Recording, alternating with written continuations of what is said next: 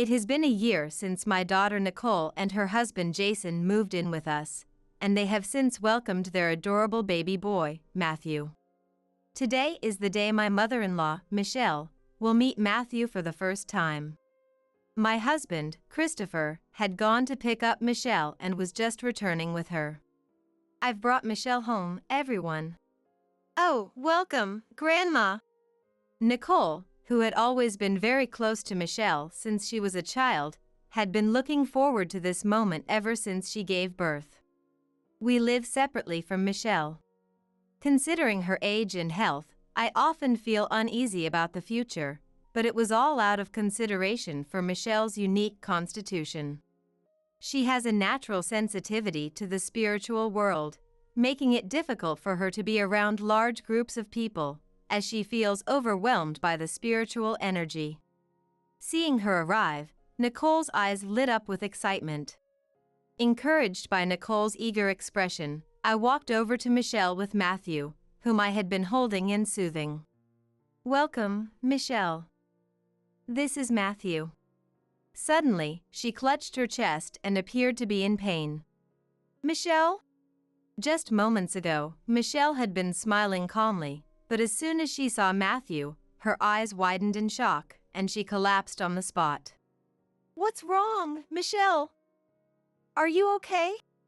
It hurts, it's painful, that child is, no. She desperately tried to convey something. In stark contrast, Matthew remained innocent and smiled happily in my arms. My name is Elizabeth. I used to work as a nursing care worker, but now I am retired and live with my husband Christopher, my daughter Nicole, and her husband Jason. Our peaceful life as a family of 4 is fulfilling, but there are a few concerns. I wish Grandma could live with us, Nicole said wistfully as she sipped her coffee. Currently, we live separately from Michelle. Michelle is 91 years old this year. Given my professional background, the idea of not being close by to support her, or what to do if something happens, constantly worries me. Yes, but I remembered the time I had suggested to her that she live with us. It's more comfortable for me to live alone and spend my days leisurely. That's her choice, and there's nothing we can do about it. Despite being 91, Michelle is incredibly energetic. Her letters often recount her mountain climbing adventures. She told me before that she loves the mountains because she feels at peace surrounded by nature's energy. Also, she seems to have a strong sensitivity to emotions, especially other people's feelings. I shared a memory with Nicole while enjoying a slightly indulgent cup of coffee. When you were still in preschool, there was a time when you went missing, remember?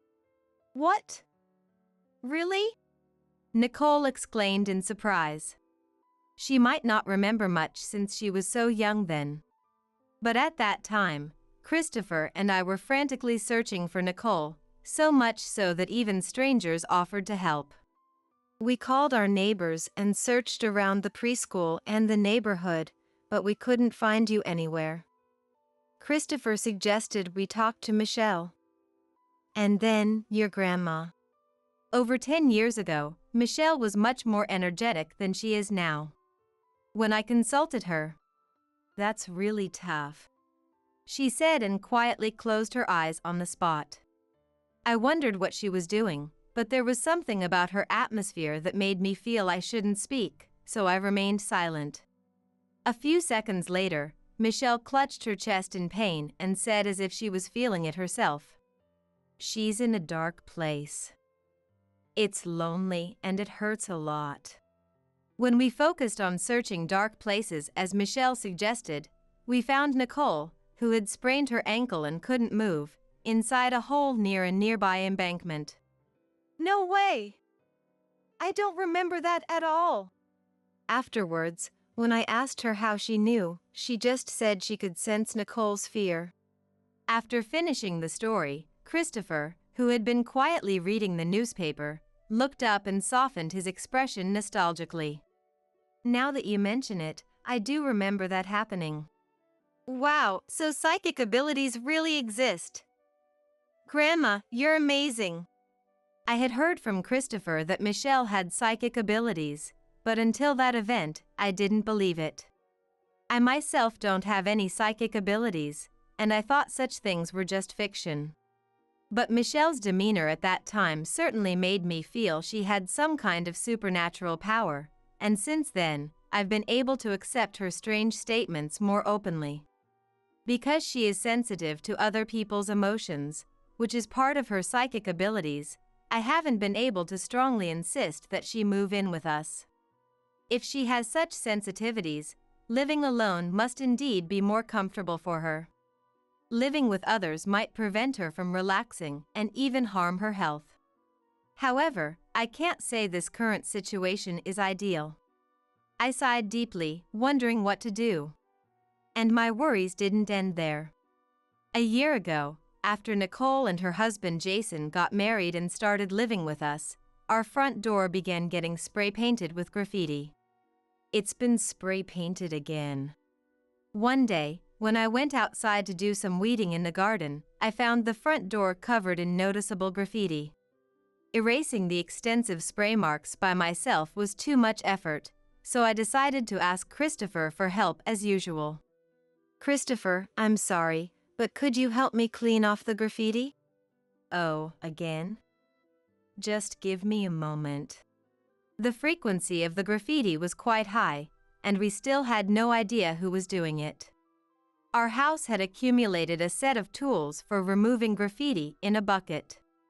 This time, it was just a random mess of paint smeared on the door, but sometimes there were clear messages of malice like "curse you" or "I won't forgive you." Who on earth could be doing this? I had asked our neighbors, but none of them had seen anyone doing the graffiti.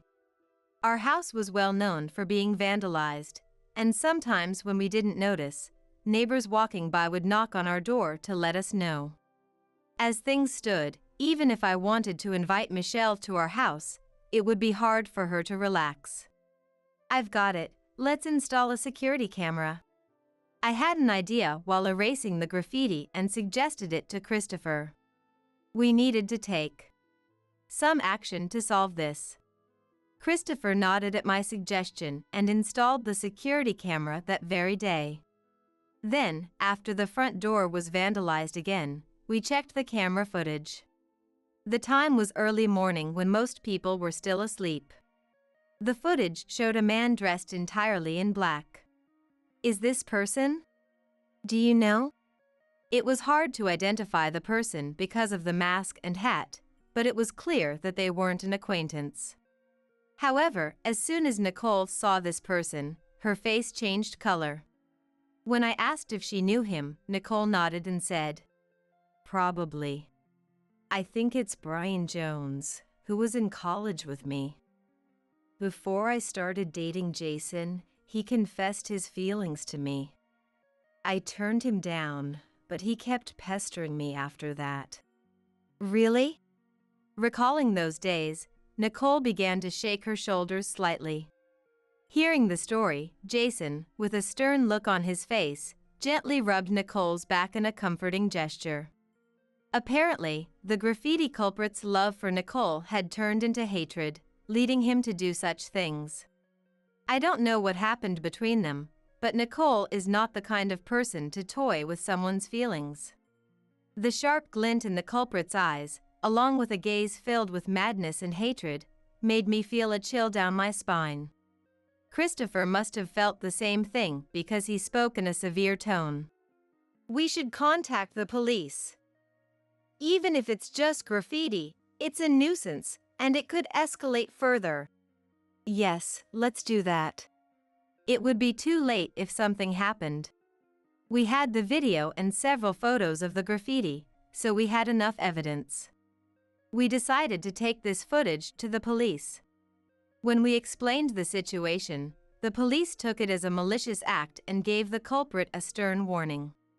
As Nicole had predicted, the culprit was Brian, who harbored intense hatred towards Nicole and Jason. Brian's parents found out about his mischief, and he had to quit his current job and return to his hometown. After that, the graffiti incidents completely stopped, and we were finally able to feel at ease. However, the uneasy feeling inside me didn't go away. Shortly after that, Nicole's pregnancy was discovered. She had mentioned that she had no appetite despite not feeling unwell, and then we found out. I had already been informed over the phone, so I warmly welcomed Nicole when she returned from the hospital. Nicole, congratulations. Thank you, Mom. From now on, you have to be careful about many things. No vigorous exercise, no lifting heavy objects. Take it easy with work and keep a relaxed mind. I heard that from the nurse many times. Nicole seemed tired of hearing this repeatedly. But her joy was undeniable in her expression. As we talked about the future, the living room door opened. Looking up, I saw Christopher coming back from outside. If you need anything, don't hesitate to rely on us, Nicole. Christopher must have overheard our conversation from outside the room, as he spoke kindly. Standing next to him was Michelle, wearing a joyful smile. I had asked Christopher to pick up Michelle. Congratulations, Nicole. Grandma. When I shared the happy news with Michelle, she was very excited and insisted on coming over.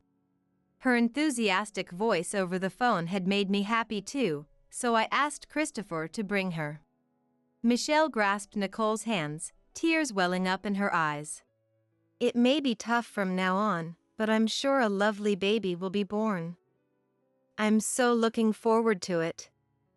Good things come with long life. Nicole smiled happily and nodded at Michelle's encouragement.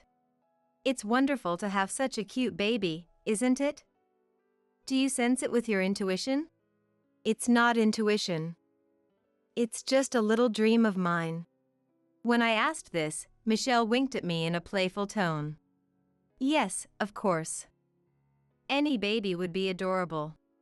While I was internally regretting my intrusive question, I suddenly remembered the graffiti issue. Oh, Michelle.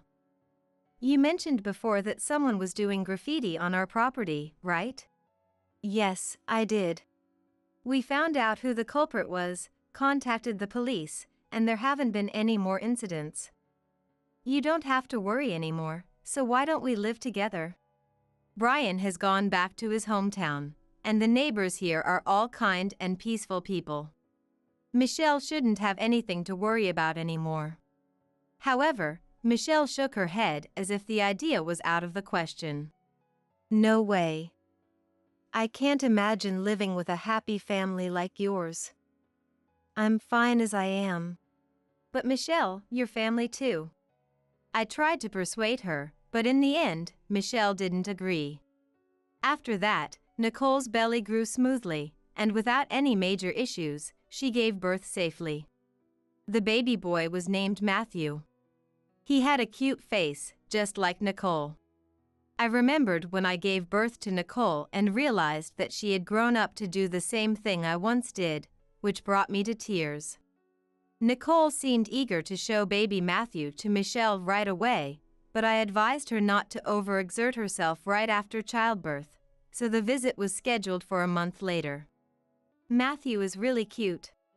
When I cradled him, Matthew smiled innocently. Today is the day Matthew and Michelle will meet for the first time. To help Nicole, who has returned home from the hospital, I try to be as involved in childcare as possible. Above all, the fact that I now have a grandson makes me incredibly happy. Matthew already loves you so much. I'd be delighted if that's true. Thinking that I've finally become a grandma fills me with deep emotion. While talking with Nicole and taking care of Matthew, Christopher came back with Michelle. Here they are, I've brought Mom. Welcome, Grandma. Nicole had wanted Michelle to hold Matthew since the time he was born. With Michelle's long-awaited arrival, Nicole's eyes sparkled. Encouraged by Nicole's look of expectation, I approached Michelle with Matthew in my arms. Michelle, this is Matthew. But the words never left my mouth. Because at that moment, Michelle clutched her chest in pain. What? Michelle! Michelle, who had been smiling so peacefully just a moment ago, widened her eyes and collapsed. Michelle, what's wrong? Are you okay? It hurts. It hurts so much. That child is not good. What do you mean? Matthew isn't good? Sweat beaded on Michelle's forehead as if she was enduring real pain. Her condition was clearly abnormal. Wondering what was happening, I looked at Matthew in my arms, but he just smiled innocently, amused by the adult's frantic behavior. We rubbed Michelle's back and tried to help her sit down, but her complexion didn't improve at all. I told Nicole, who looked anxious, to wait and led Michelle to another room, where she seemed to regain a little bit of her color. Sorry, could you let me go home today? Don't get me wrong, it's not Matthew's fault. Got it. I'll take you home right away.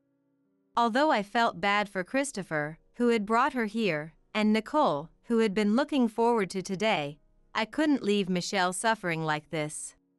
So, I decided to drive Michelle home as she had requested. Michelle, are you feeling any better?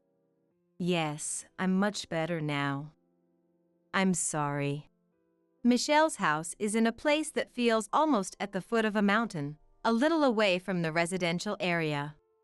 There are few houses around here, and not many people pass by, so Michelle seemed somewhat more relaxed, letting out a deep sigh.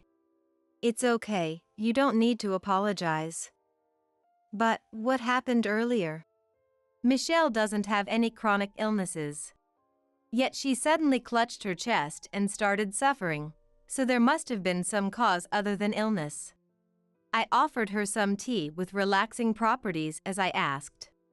However, Michelle seemed reluctant to recall what had happened, averting her eyes and hesitating with her words. You know, when I looked at Matthew, I felt a very terrifying sensation. A terrifying sensation? Her expression was pained, and I had a really bad feeling. It's the same feeling that's been smoldering in my heart since we identified the person who vandalized the property and thought the danger was gone. The terrifying sensation Michelle mentioned must be due to her sensitivity to such things. If her sensitivity reacted the moment she saw Matthew. I suppressed my growing anxiety and called Christopher immediately. Hello, Christopher. Could you and Jason look around near the house? What's going on? He probably had been reading the newspaper. Christopher sounded surprised at my sudden request. I have a feeling there might be someone suspicious around. I have a really bad feeling about this. Understood, we'll do that. Christopher, having grown up with Michelle's sensitivity, understood even better than I did. He seemed to sense what I was implying, so he quickly called Jason, told Nicole not to leave the house, and stepped outside. I heard the sound of the front door opening over the phone, and my heart began to pound more furiously. I'll call you if anything comes up on this end, Christopher said, intending to hang up. But the next moment, I heard Christopher's angry shout through the phone. What are you doing there? The sound of Christopher's hurried footsteps. Christopher and Jason yelling at someone whose voice I didn't recognize. And then, the unpleasant sound of metal scraping against metal. I won't forgive you. Nicole. You betrayed me and had a kid. Did you think you could be the only one to be happy? Through the phone, I clearly heard Brian's voice, not the usual calm Christopher, but filled with hatred. Christopher, what's happening? What's going on? Christopher? I clung desperately to the phone, but the noise made it impossible to grasp the situation. After those frantic sounds faded, the noises from the other side of the mobile phone eventually quieted down. When I was contacting Christopher from Michelle's house, he had spotted Brian lurking in the shadows of the house. And Brian was carrying a lot of knives. It was clear what he intended to do. Christopher and Jason confronted Brian, who seemed ready to lash out at any moment. Fortunately, Jason, with his martial arts experience, managed to subdue Brian without anyone getting hurt. The police were called immediately afterward, and Brian was finally arrested. As he was being arrested, "Nicole, it's all your fault, you traitor." he directed his anger at Nicole, revealing his resentment towards her. "It's all thanks to Michelle. Really, thank you. If Michelle hadn't noticed, who knows what would have happened." After things settled down, I visited Michelle's house again. The fact that Nicole and Matthew were safe was largely due to Michelle. The pain Michelle felt at that moment was the intense hatred Brian had towards Matthew. When I brought a cake to thank her, Michelle, as usual, downplayed her role. "You're exaggerating." She shrugged. "I didn't do anything. It was Elizabeth who managed everything, and everyone else who caught the culprit." No, that's not true. If you say it was thanks to everyone, then that everyone includes you, Michelle. I was truly relieved. The thought of something happening to newborn Matthew or Nicole, who was struggling with her first experience of motherhood, was terrifying. We comforted each other and felt relieved. However, one day when it seemed like the incident had settled down, the doorbell rang ominously. Yes, who is it? Given it was after the incident, I thought it might be the police or a mail carrier and opened the front door. But in the next moment, I regretted it. Hello, we're the Joneses. Is this Nicole's residence? There stood a couple with creepy smiles I didn't recognize. Joneses. We're deeply sorry for the trouble our son caused. Why were Brian's parents at our house? How did they even know our address when we're not acquainted? A bad feeling from that day ran down my spine. We came to apologize directly to Nicole and Matthew. Could we please come in? What were these people saying? I didn't want anything more to do with the perpetrator. And it seemed unnatural for Brian's parents to come to our house to apologize. The incident had just happened. Isn't that something that should be done through a lawyer or the police? There was no way I would let these two meet Nicole and Matthew. I'm sorry, but she is deeply hurt. There's no way I can let her meet you in such a state. Please leave. Please, we just want to apologize. Brian's mom leaned in, putting her hand on the door I was trying to close. Her persistent calm smile made me feel even more terrified. No, thank you. Your apologies mean nothing. If you truly care about Nicole, then please never get involved with her again. When I said this in a stern tone, Brian's mom's eyes widened in surprise. Then, suddenly, she raised her voice so loudly that it could be heard by the neighbors. What? I knew I wasn't wrong. It's horrifying to think that my sweet Brian might have married such a rude person's daughter. To reject Brian, there must be something wrong with Nicole. She must have been toying with Brian. Excuse me. I felt a strange chill run down my spine as I noticed the drastic change in his behavior, so I closed the door and locked it again. If they cause any more trouble, I'll call the police.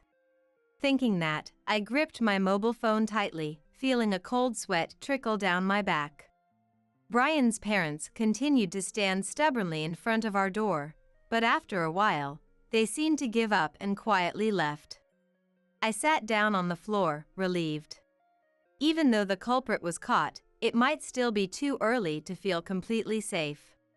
I decided to share this with my family. Actually, Brian's parents came by today. What? During dinner, when everyone was gathered, I spoke in a tense tone. Nicole's face turned pale with anxiety, and Christopher and Jason furrowed their brows. They insisted on apologizing to Nicole and Matthew directly, and asked to be let in, but I told them to leave. That's unbelievable. There was no sign that Brian's parents genuinely wanted to apologize.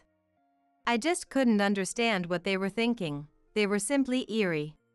Then, trying to lighten the dark mood, Christopher said firmly, "Let's move. It's not good that they know our address." I think so too. Although this place was very comfortable to live in, the fact that Brian and his parents knew our address was a constant source of anxiety. Even if everything is okay now, there's no guarantee it will stay that way in the future. Elizabeth, you've been worried about Michelle too, right? What does that mean? It was as if Christopher understood everything I had been concerned about as he winked at me. In this way, he might be quite similar to Michelle. Michelle, why don't you come live with us? After successfully moving, I came to visit Michelle's house again. This house was very quiet, suitable for spending the rest of one's life alone, but it felt a bit too lonely for me. The new place is surrounded by nature, and I'm sure you'll like it, Michelle. And besides, through this incident, I realized something. Until now, I had thought that I needed to support Michelle unilaterally. Somewhere in my heart, I saw her as someone to take care of. But that's not all. No matter the differences in our positions, our family can continue to help each other. It's more fun to be together as a family. Nicole and Matthew feel secure when you're around, Michelle. Relying on Michelle. That was my true feeling. When I said this with a serious expression, Michelle gave a gentle smile as if she understood everything. Elizabeth, you're so stubborn. So are you, aren't you? Maybe so. It somehow became amusing, and we laughed together. Being similar, we would surely get along well in the future too. That's right. Taking care of Matthew might not be so bad after all. Thus, the series of events came to an end, and Michelle began living with us in the new house. From now on, we would live peacefully and happily together, but no one yet knew that in the future, as Matthew grew up healthy and strong, he would become overly attached to Michelle, causing Christopher and Nicole to lament.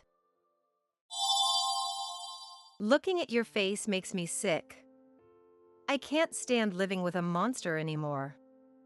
You're getting off here. From inside the car, my mom's gaze bore down on me, icy cold. At 12, I was told by my parents we were moving, and they put me in the car. Then, about 30 minutes into the drive, I was dropped off alone on the side of the road. Why? Aren't we all moving together? Mom then looked at me like I was trash she couldn't stand, with utter disgust. Don't be stupid. I can't stand the thought of you in the same house. You're useless. Ugly. This is where we part ways. Goodbye. Mom slammed the car door shut. Dad, sitting in the driver's seat, just looked down at me, expressionless, saying nothing. This is terrible. Why? Dad. Mom. I collapsed to my knees on the side of the road, sobbing. Literally abandoned by my parents, I was overwhelmed by sadness and fear. As if a blizzard had stirred within my heart. My face bears a large burn scar. Since childhood, my parents would repeatedly scorn its ugliness. Never allowing me treatment, despising me as a monster, constantly complaining about my behavior for it. Yet, they were my only parents. They were the only ones I could rely on to live. And yet, they abandoned me, their daughter. Don't go. Dad. Mom. The car carrying my parents drove off mercilessly. No matter how much I cried out, my voice couldn't reach them anymore. On a road busy with cars, no one stopped for my cries of agony. Alone, amidst the sound of indifferent engines and concrete scenery, I felt utterly isolated. Am I a monster? Aren't monsters part of the family too? I continued to cry, trembling, hands on the ground. All that spread before me was dark despair. What kind of scars does being called a monster and denied dignity leave on a 12-year-old girl? Please, someone help me. Stunned, I curled up on the side of the wide road. And the next name that came out wasn't my parents'. I'm not a monster. Help me, Grandma. My name is Sophia. I'm now 37, with 2 children. Raised by my dad, a corporate executive, and my mom, a homemaker, until I was 12. I have a large burn scar on my face. From an injury in my childhood, the details of which I don't fully remember. Only the memory of intense heat, pain, and crying out as everything turned red before my eyes. This scar made me the subject of constant stares and whispers, both in preschool and elementary school. Creepy, ghost girl. Boys would taunt, and since girls began showing interest in fashion and beauty from an early age, I was ostracized and gossiped about. Naturally, I had no friends, spending recesses alone, reading or studying. My parents explained this scar was due to my carelessness, falling in front of a stove. You've always been so careless. It's embarrassing for a girl to have such a monstrous face like yours, Mom would say when discussing the burn. Indeed, looking in the mirror, the red and black mottled skin looked painful. Thinking I could never enjoy fashion or makeup like other girls made me feel gloomy. But being continually rejected by my parents hurt much more than any self-deprecation. That's why you've grown up to be so gloomy, without a single friend. Remember the sports meet?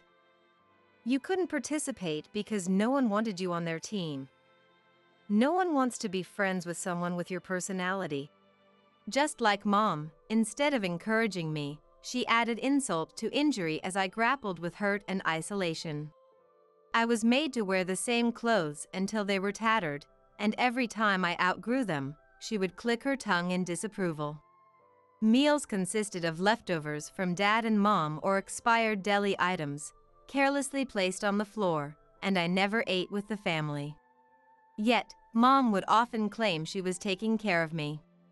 My dad was often absent due to his busy job, and when he was home, his demeanor was no different from Mom's. Your face is truly disgusting. With a face like that, you'll never get married. Because of this, they never protected me. Being constantly rejected by my parents made me believe I was worthless.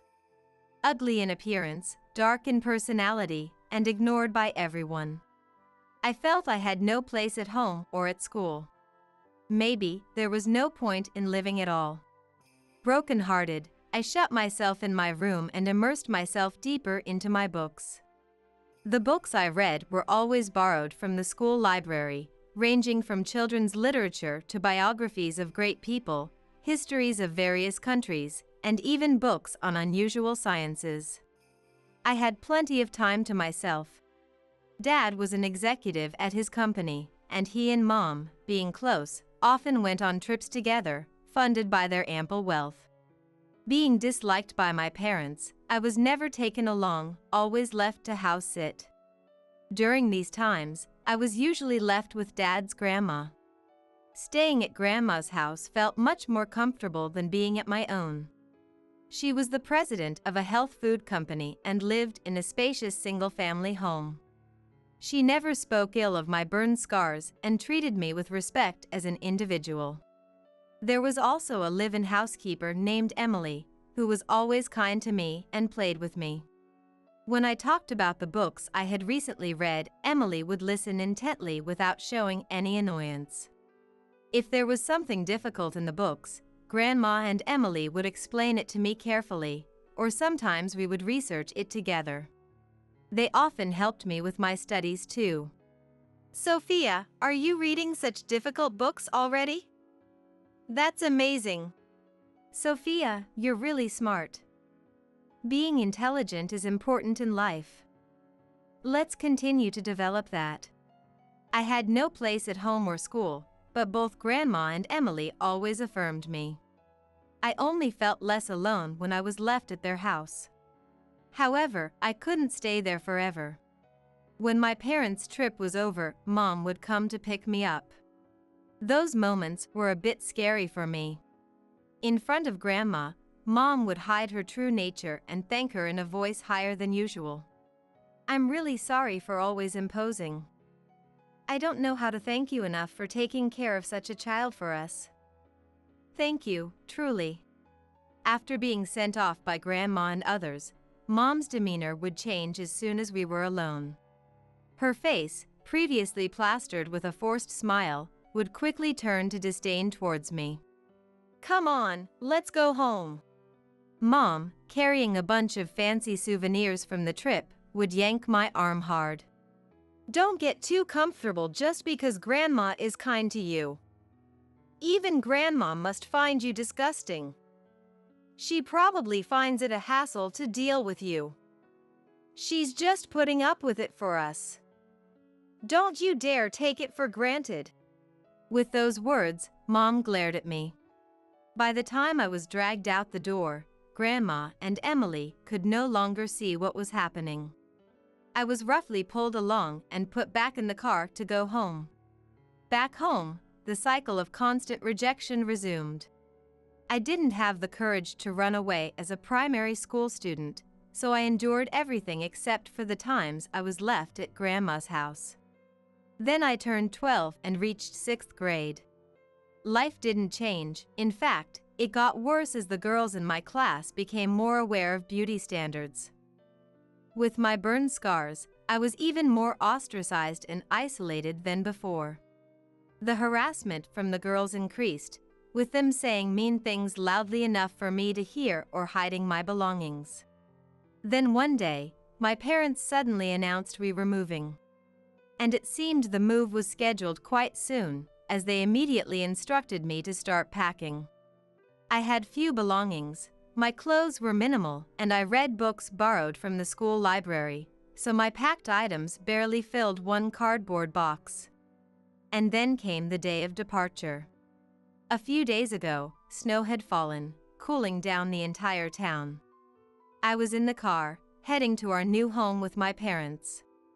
At that point, I hadn't been told where we were moving to. With various anxieties in my heart, I was swayed by the car. Then, about 10 minutes down the road, the car suddenly stopped and the door opened.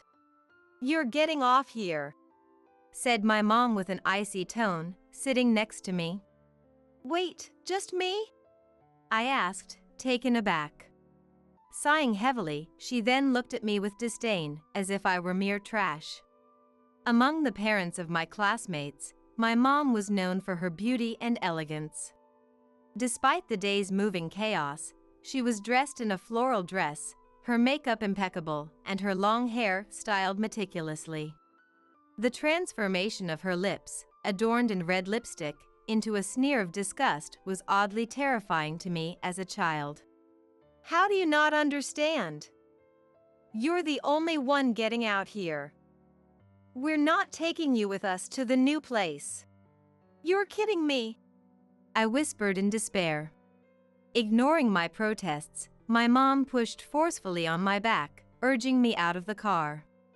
"I can't stand living with a monster like you anymore.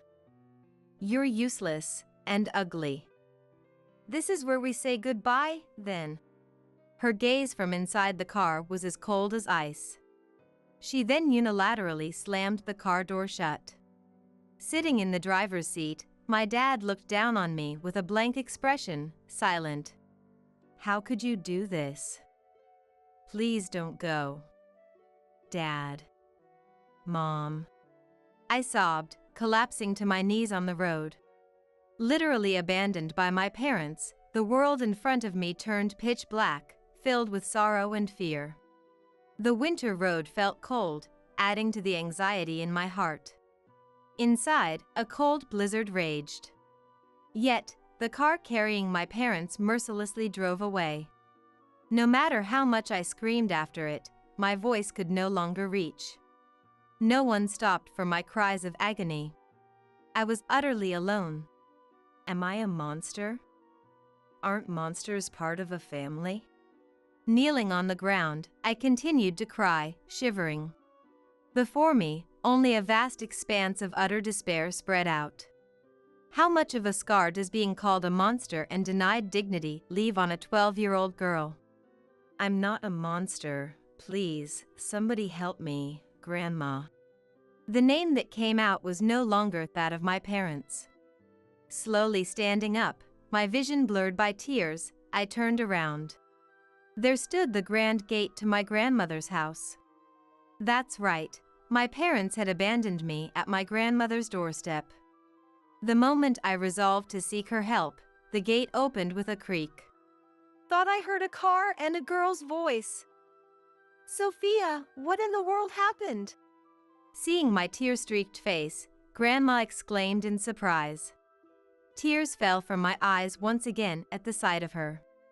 These weren't tears of shock or despair. Seeing Grandma's face allowed me to cry in relief. Her wise and kind face melted the ice that had formed around my heart. I ran to Grandma and hugged her tightly. Grandma, I've been abandoned by Dad and Mom. They said they couldn't stand living with a monster anymore. That monsters aren't part of the family. I don't know what to do. I continued to cry in Grandma's arms. As I calmed down, still embracing me, Grandma said in a gentle voice, "What a thing to happen. You've had it tough, haven't you? It must have been lonely and scary, but you're safe now. It's good that they dropped you off here. I'll take care of you with all my love." I nodded, crying. "It's cold out here, let's go inside," she said, leading me into the house. The large house had many rooms, but I was always taken to the one Grandma used as a dining room. My body, chilled by the harsh winter wind, gradually warmed up. Grandma made me a warm and delicious soup and listened carefully as I told her everything. When I had finished speaking, Grandma's face was tight with anger and disbelief. I always thought they were lazy and only interested in luxury, but I never imagined they would go so far as to abandon their own daughter. Grandma continued, shaking her hand. I hesitated to say this about my own son, but ever since they started leaving you with me to go on luxurious trips, I had my suspicions. Sorry. I blurted out, apologizing instinctively. It's okay, dear. Having Sophia here is a joy for both me and Emily. We love talking to you. But it bothered me that it was always just the two of them on these trips, not a family vacation. And when I saw the luxury items they brought back, I couldn't help but feel they were enjoying their lavish lifestyle at your expense. After finishing her soup, Grandma looked at me and smiled, saying, "It's going to be all right. I'll protect you.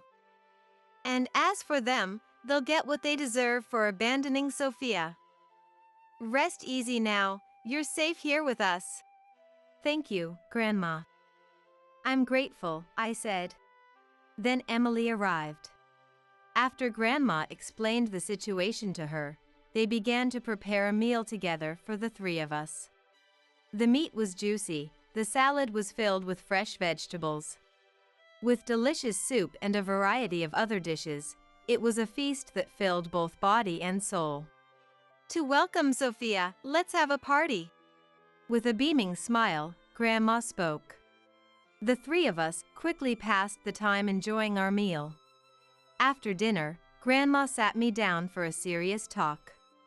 It was about the burn on my face. I had been told by my mom that it was my fault for being careless and bumping into the stove when I was little. However, the truth Grandma told was completely different. My dad, currently an executive at a subsidiary of Grandma's company, was vice president at the headquarters back then. However, his performance and attitude towards employees became a problem, leading to his demotion. Though he took an executive position at the subsidiary, his salary significantly decreased compared to what it was when he was a potential president. This led to an argument with my mom after she found out. Upset that they could no longer live luxuriously, my mom became furious, and the argument escalated. In an attempt to push my dad, my mom's arm hit me, and I was pushed into the stove face first with great force. That was the real story behind my burn. It wasn't my carelessness, but my parents' fault. And my mom lied to me to protect herself, continuously insulting me about the scar as if I were an outlet for her stress. "That's awful," I said. "Yes, it is. I debated whether to tell you, given your age, but considering your situation, I felt responsible for staying silent. So, I thought it was time to tell you," Grandma explained. "Thank you for telling me," I replied. My feelings towards my parents shifted from fear to anger. I longed to prove them wrong someday. What could I do?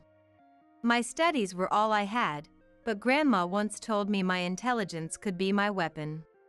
I resolved to focus more on my studies than ever before, determined to get back at my parents. And then, in the blink of an eye, 25 years passed. I followed through with my resolve, and Grandma supported me through college. She also took me to the hospital for treatment of my burn scar. After years of treatment, the scar had faded significantly and became less noticeable as an adult. With makeup, it could be hidden well. During this time, Grandma's house underwent significant renovations and expansions, growing to a size of 990 square meters. The housekeeper changed a few times due to personal reasons, and now Madison was helping with household chores. The year I turned 37, Grandma passed away. At the age of 95. Her health had gradually declined after turning 80, and she passed away peacefully in a hospital after several admissions. Though I grieved for Grandma, who had done so much for me, I had no regrets. I learned many things from her, and vowed to treasure these lessons as I continued with my life. As for my parents, they never once reached out to me. We didn't know each other's contact information, and they never appeared at Grandma's house. Effectively, 25 years had passed in estrangement. Even when Grandma was ill and after her passing, my dad, her son, never showed up.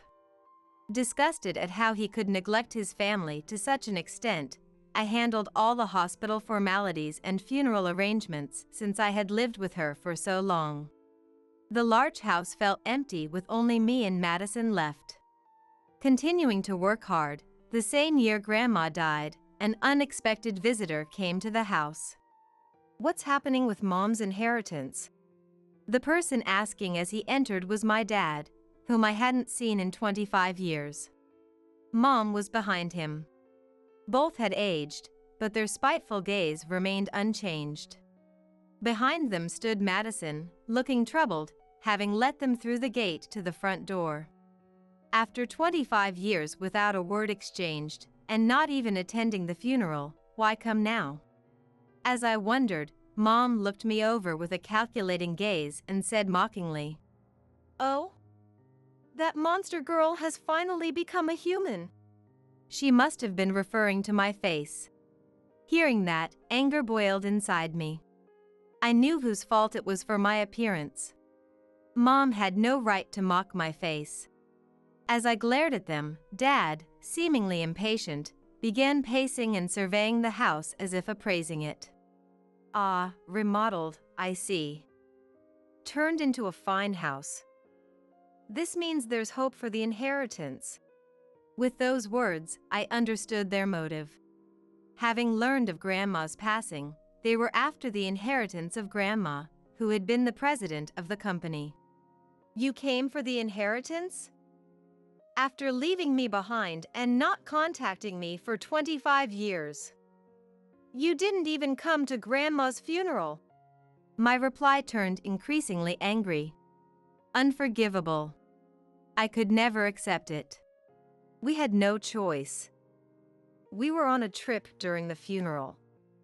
Besides, I'm her son, so I should inherit, right? We got no contact, so we came ourselves." Irritated by his presumptuous tone, I silently went to fetch a debit card. I didn't want to let my parents into the house. I didn't want their dirty feet trampling over the precious place where Grandma and I had spent our time. Returning to the entrance, I handed them the debit card as demanded. Their greedy smiles at the sight of a large sum of cash were truly revolting. But that expression lasted only a moment, as their faces turned pale upon seeing the debit card and its balance. What? This is all there is? You're lying, right? Dad raised his voice, expressing his displeasure. It's not a lie. This is all of Grandma's savings. You know Mom was the president of the company. It's impossible for someone like her to have only this much saved. There must be another bank account hidden. Hurry up and hand it over. Dad stormed into the house, ignoring my attempts to stop him. He quickly found the cabinet where valuables were stored and began searching through drawers for other debit cards. There's nothing. No other debit cards anywhere. I told you there's none. If you understand, then stop rummaging through the house. Grandma had consolidated her bank accounts into one, so there really were no hidden accounts. No matter how much they searched, they wouldn't find anything else. Dad clicked his tongue loudly, and Mom hysterically raised her voice. What's the point then? We came all this way because they say you have to claim your inheritance within a year. That's right. Even if there's no cash, we have this house. It's huge, so this house is ours now, right? Dad looked at me with a smug grin, as if he had come up with a brilliant idea. Sorry, but that's not possible. When I turned 18, Grandma changed the house's title to my name. The remodeling was done then, too. It's been over 10 years, so it can't be considered for the compulsory portion of the inheritance. Hearing this, Dad's face turned beet red. Mom, equally infuriated, screamed with her eyes bulging. What is this? What's going on? Why does it belong to you? A monster shouldn't be receiving anything. Mom's shrieking figure somehow looked pitiful to me now. Amidst the swirl of old frustrations and anger, I felt a chill at the core of my head.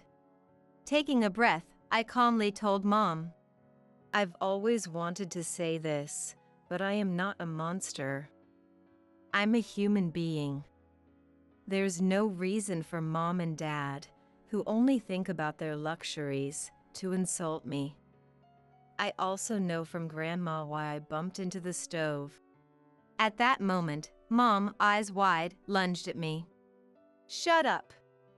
Shut up. Shut up. How dare you speak like that? Mom grabbed me by the collar, startling me momentarily.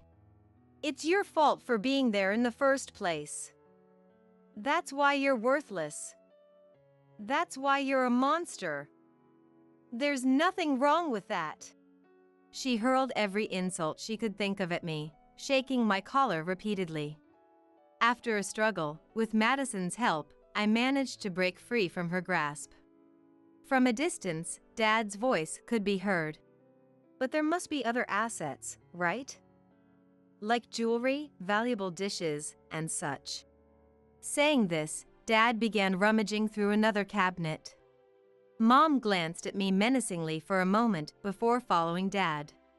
Then, they ravaged Grandma's meticulously kept rooms out of greed. The living room, guest room, kitchen, everything was disrupted, drawers were pulled out violently, and items scattered on the floor and tables were knocked over. The sight of Grandma's beautiful home being destroyed was too much, and I screamed out. Stop! Don't touch that! Shut up! It's none of your business. Mom snapped, searching through a closet. Dad barged into another room, continuing the chaos. Please stop! I'm calling the police! I pleaded. Go ahead and call. Dad taunted, so I, without hesitation, called the police with Madison's help. Given my known profession, the responding officers arrived quickly upon hearing of the intrusion. Two sturdy policemen soon subdued Dad and Mom. Stop! I'm the son of this house. We just asked our daughter to let us in for a bit. They tried to excuse themselves while attempting to escape, but they were no match for the strong officers and were dragged outside.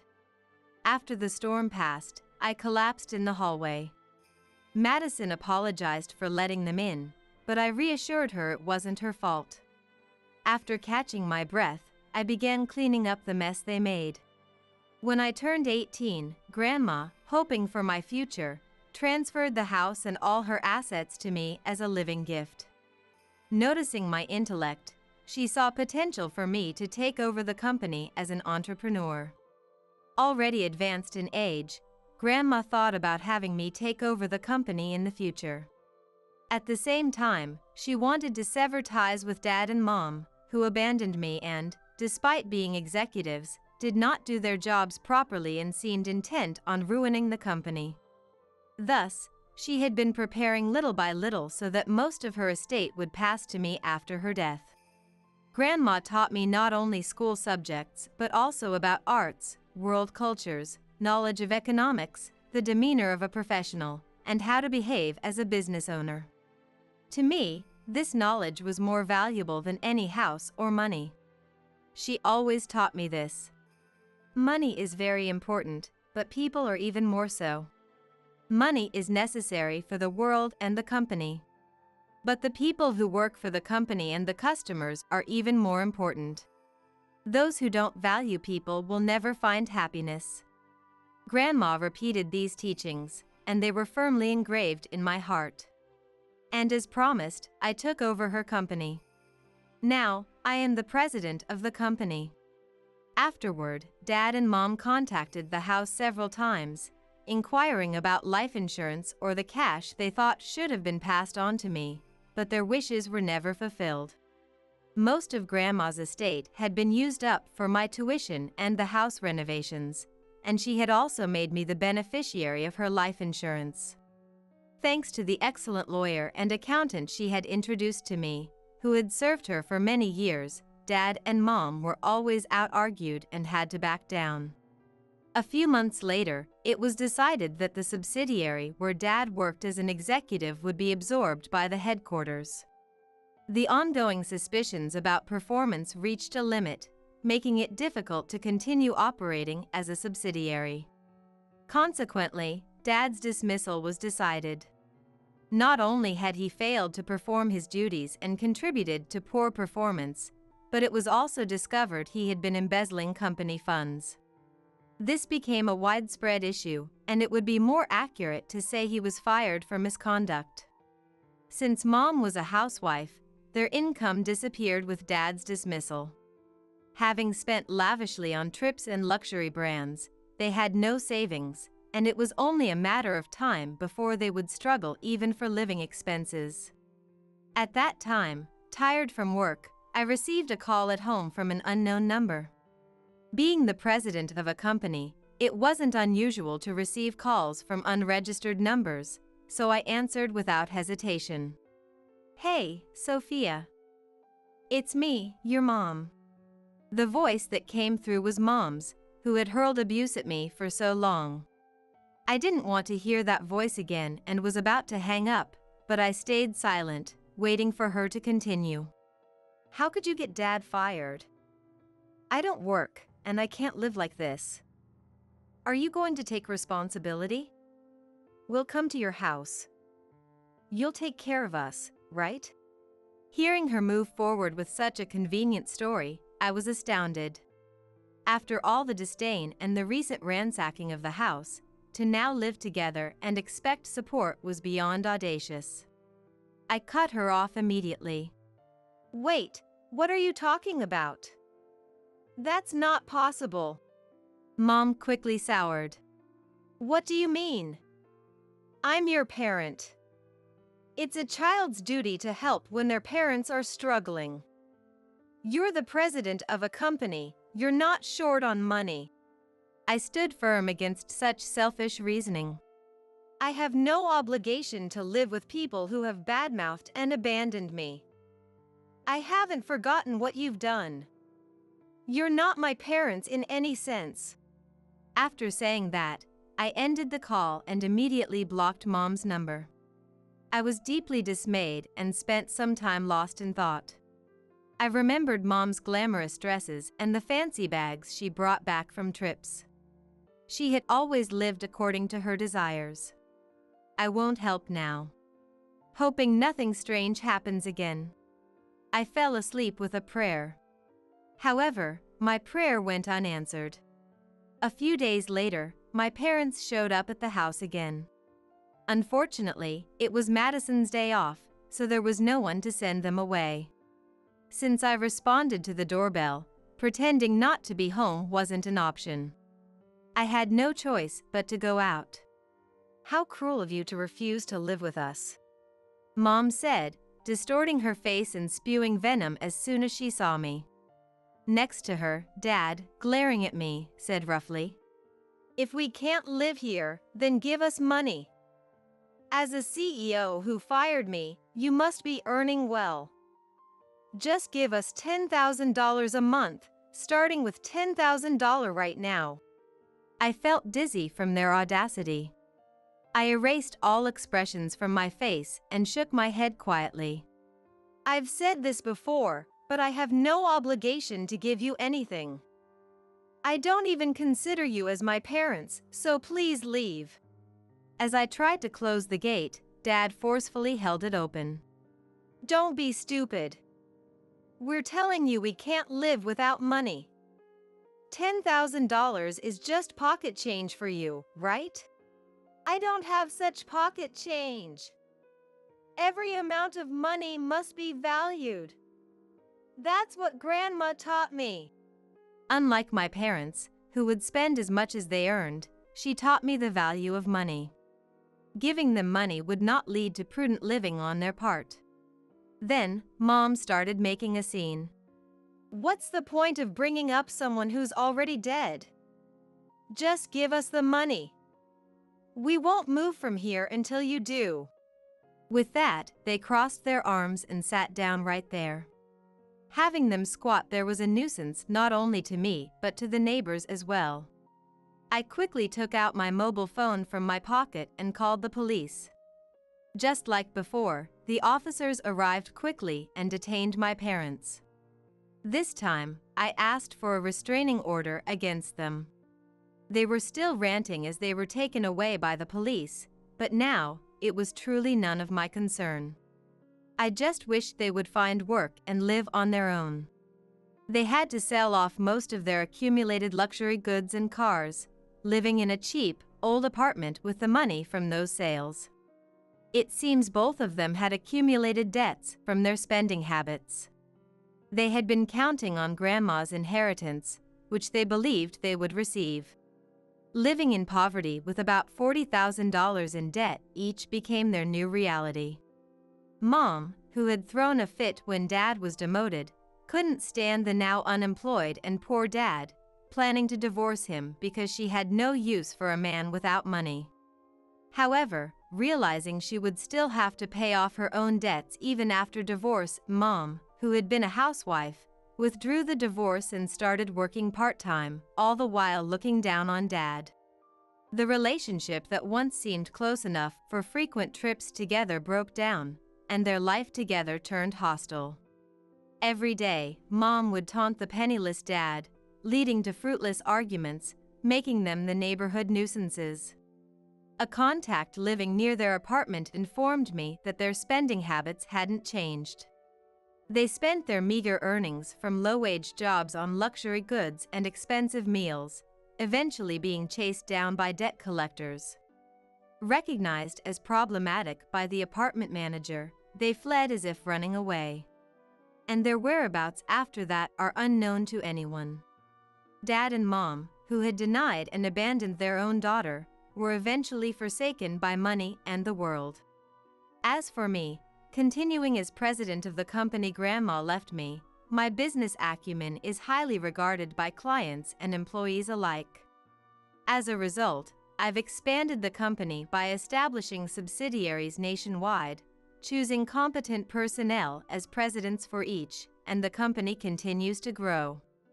Money is very important, but people are even more so. I continue to uphold Grandma's teaching as my principle. Additionally, based on my own experiences, I started supporting activities for people struggling with burns, fire accidents, or injuries. Many company employees voluntarily supported the initiative, and as the activities spread through our website, the organization's operations have become busier. Though I didn't expect any personal relationships due to my busy work, I became personally involved with a male executive assistant who supported me during a busy period of business expansion, leading to a relationship. A few years later, we married and were blessed with 2 children. My precious children are treasures just by being there. I'm committed to raising them with love, ensuring they never suffer physical or emotional harm. Money is very important. But people are even more important. Surrounded by the company's employees, business partners, my husband, and our lovely children, I will live my life happily, never forgetting my gratitude and affection for these important people.